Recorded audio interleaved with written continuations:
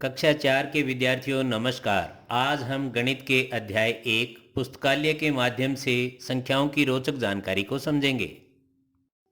अध्याय पुस्तकालय के माध्यम से संख्याओं के अध्ययन में आज आप सीखेंगे 500 तक की संख्याओं का अभ्यास करना, 501 से 999 तक की संख्याओं की पहचान करना तथा 4 अंकों की संख्याओं से परिचय।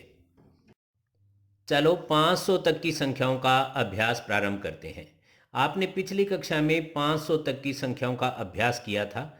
एक बार पुनः देखते हैं। आपके सामने एक खूब सारे खानों की लाइन है जिसमें पहली संख्या लिखी है 227, फिर 2 खाने छोड़कर लिखा है 230, फिर 2 खाने छोड़कर लिखा है 233 और अब हमने क्रमबद्ध आगे बढ़ते हुए कि 227 के बाद कौन सी संख्या आएगी वह अगले खाने में लिखना है।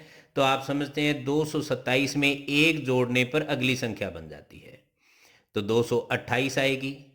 उसके अंदर भी एक और जोड़ देंगे 228 में, तो निश्चित रूप से अब आएगी 229 और फिर एक और जोड़ देते हैं तो 230। देखो ये क्रम पूरा होता जा रहा है। इसी प्रकार हम संख्याओं में आगे बढ़ते जाएंगे तो आगे आएगा 231, फिर 232 और आगे 233 पहले से लिखा हुआ है।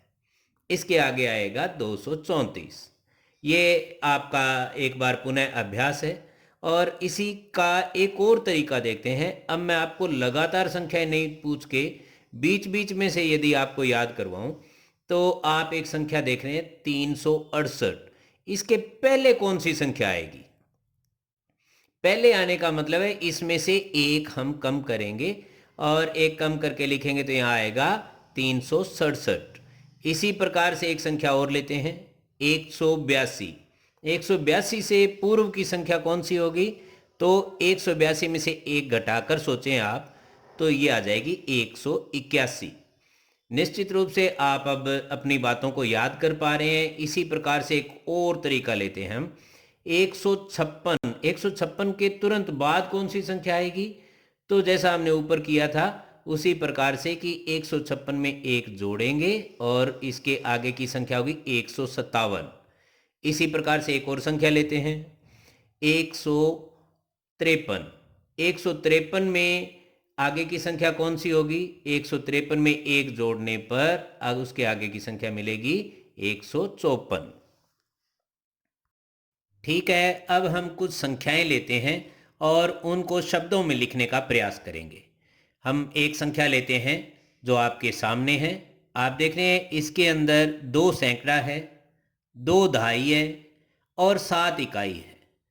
तो हम इसके 2 सैकड़ा को 200 लिखेंगे तथा 2 दहाई व 7 इकाई को 27 लिखेंगे। इस प्रकार यह संख्या हुई 227। इसी प्रकार से एक और संख्या लेते हैं, आपके सामने है और आप आसानी से अब बता सकते हैं यह संख्या है 476। एक और उदाहरण, यह संख्या आपके सामने है और इसे भी आप बड़े आसानी से बता देंगे, यह है 365। 500 तक की संख्याओं के अभ्यास के पश्चात 501 से 999 तक की संख्याओं की पहचान के लिए हम अब पुस्तकालय में चलते हैं। राजू और गीता देखो, पुस्तकालय की प्रत्येक पुस्तक पर एक क्रमांक लिखा गया है। उसी के अनुसार आपने क्रम से पुस्तकों को अलमारी में रखना है। जी सर। राजू पुस्तक का क्रमांक बोलते हुए मुझे पुस्तक दे रहा है तथा मैं उसके क्रम को देखकर ही अलमारी में पुस्तक रख रही हूँ। सर, मेरे पास पुस्तक संख्या 545 है। इसे अलमारी में कहाँ रखना होगा, मुझे समझ नहीं आ रहा है। कोई बात नहीं, मैं आपको बताता हूँ मोहन। 545 का क्रम 544 के बाद आता है, इसलिए इसे अलमारी में पुस्तक संख्या 544 के बाद यहाँ रखना होगा। और आप देख रहे हैं 544 से पहले भी एक पुस्तक रखी जानी है। यहाँ रखी जाने वाली पुस्तक का क्रमांक होगा 543। अब आप समझ रहे होंगे कि पुस्तकों के क्रम को कैसे पहचानना है। जी सर, यह तो आसान है। पुस्तकालय की गतिविधियां देखकर आपको समझ आ गया होगा कि 501 से आगे की संख्याओं का क्रम भी उसी तरीके से निर्धारित होता है जैसे 500 से पहले की संख्याओं का निर्धारित हो रहा था। अर्थात सभी संख्याओं में हम क्रम निर्धारण के लिए दी गई संख्या में एक जोड़कर उसके आगे की संख्या प्राप्त करते हैं तथा एक घटाकर उससे पहले की संख्या प्राप्त करते हैं। 500 से आगे की संख्याओं में कुछ नया जानने का प्रयास करते हैं। देखो, हम 500 में यदि 100 जोड़ते हैं तो हमें परिणाम में क्या मिलेगा। इकाई और दहाई के स्थान पर आप देख रहे हैं दोनों संख्याओं में 00 है, तो हमें परिणाम में भी योग 00 प्राप्त होगा। परंतु सैकड़ा के स्थान पर पहली संख्या में 5 और दूसरी संख्या में 1 है, योग हो गया 6। इस प्रकार से हमें कुल परिणाम मिला 600। अर्थात 500 में 100 जोड़ने से हमें 600 मिला। इसी प्रकार से 600 में 100 जोड़ने से योग प्राप्त होगा 700, और 700 में यदि हम 100 जोड़ते हैं तो हमें परिणाम प्राप्त हो रहा है 800। इसी प्रकार 800 में 100 जोड़ने से हमें परिणाम स्वरूप योगफल प्राप्त हुआ 900, और 900 में 100 जोड़ने से हमें योगफल प्राप्त हुआ 1000। है ना बड़ा सरल। इस प्रकार से किसी भी संख्या में 100 जोड़ने से हमें आगे की संख्या ज्ञात करना कितना सरल है, आप समझ गए होंगे। चलो अब हम 500 से आगे की संख्याओं को शब्दों में लिखने का अभ्यास करते हैं। इस अभ्यास से पूर्व ही आपको याद होगा कि दी गई संख्या में जो अंक सैकड़ा के स्थान पर होता है उस अंक को शब्दों में लिखते हुए उसके आगे 100 लिखा जाता है तथा उस संख्या के दहाई व इकाई के स्थान को एक साथ 100 के बाद लिखा जाता है। अब एक मज़ेदार गतिविधि में भाग लेते हैं और हम संख्याओं के क्रम की समझ को पक्का करने के लिए खेल खेल में अभ्यास भी करते हैं।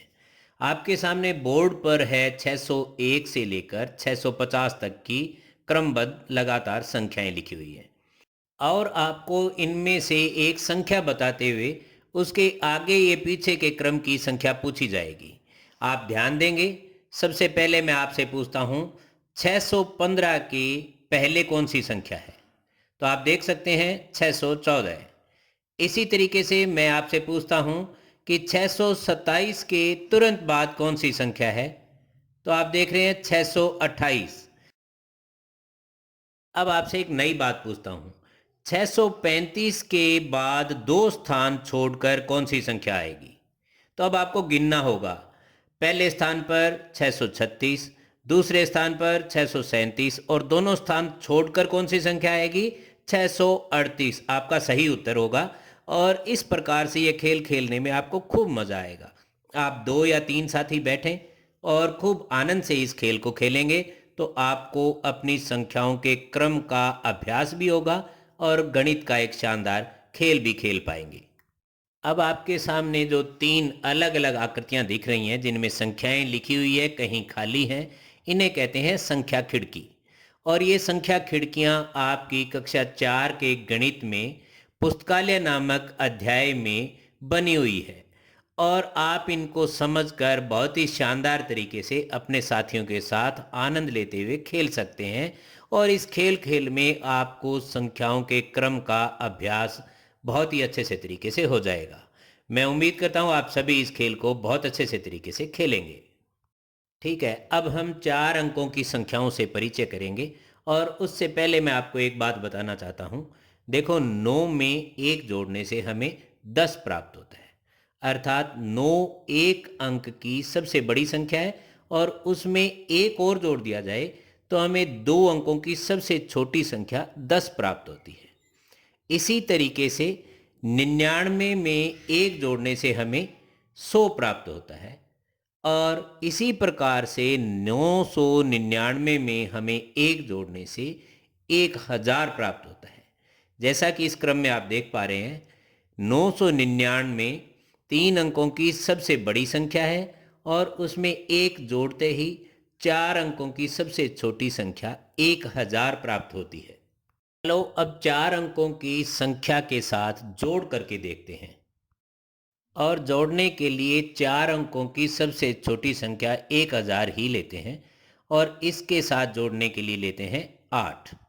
तो यहाँ नियम यह है कि इकाई अंक की संख्या को 1000 की संख्या में भी इकाई अंक के नीचे ही लिखेंगे और आप देख रहे हैं कि 0 और 8 को जोड़ने से हमें 8 प्राप्त हुआ।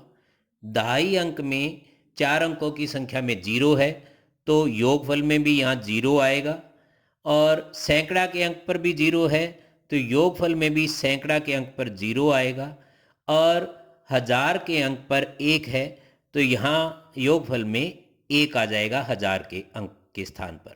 इस प्रकार से यह संख्या हुई 1008। चलो 4 अंकों की दो संख्याओं का योग और करते हैं, जिसमें पहली संख्या लेते हैं 1000 तथा दूसरी संख्या लेते हैं 1208। आप दोनों संख्याओं में देख रहे हैं कि पहली संख्या में इकाई अंक 0 है तथा दूसरी संख्या में 8, तो इनका योगफल में इकाई अंक 8 रहेगा। दोनों संख्याओं में दहाई अंक पर आप देख रहे हैं 0 0 है तो योगफल में भी हमें दहाई अंक 0 लिखना होगा। सैकड़ा के स्थान पर पहली संख्या में हमारे पास 0 है तथा दूसरी संख्या में 2 है तो दोनों का योग हमारे पास 2 आएगा योगफल में सैकड़ा के स्थान पर। और इसी प्रकार से आप देख सकते हैं कि 1000 के स्थान पर दोनों ही संख्या में 1 और 1 है तो दोनों को योग करके लिखेंगे 1000 के स्थान पर 2 और संख्या बन गई हमारे पास 2208।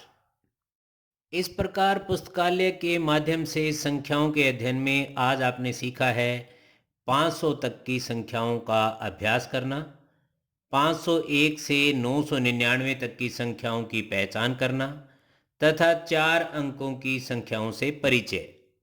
निश्चित रूप से इस प्रकार सीखना आपको अच्छा लगा होगा और आप पुस्तकालय नामक पाठ में दी गई गतिविधियों को और अच्छे से तरीके से कर पाएंगे तथा अभ्यास के प्रश्नों को करने में आपको यह सब मदद करेगा। धन्यवाद।